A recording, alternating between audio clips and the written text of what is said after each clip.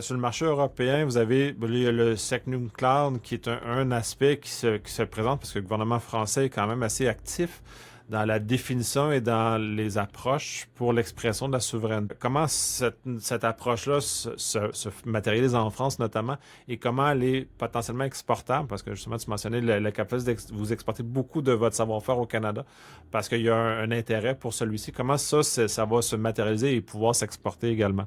Alors, ouais, effectivement, en France, on a la chance d'avoir une démarche qui s'appelle SecNumCloud, qui est un référentiel de sécurité qui est porté par l'ANSSI, c'est l'Agence nationale de sécurité des systèmes d'information. Donc nous on n'a pas de ministère de la cybersécurité en France. Une autorité indépendante, enfin pas indépendante, une autorité qui dépend du Premier ministre en charge de ça. Donc on n'est pas organisé pareil, mais c'est un peu comme si c'était votre ministère de la cybersécurité qui a émis ce document qui décrit une liste d'exigences à respecter qui sont assez basiques, enfin assez basiques. C'est d'un niveau très élevé en sécurité, mais il n'y a rien de surprenant. C'est-à-dire, ça ne demande pas des choses étonnantes, ça demande d'être à un très bon niveau de sécurité.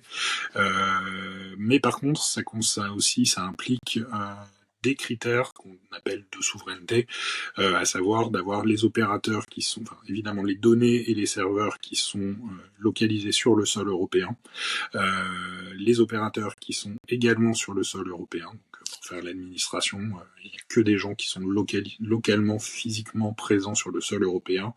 Et derrière un process d'audit, et c'est ça qui est le plus dur avec SecNumCloud,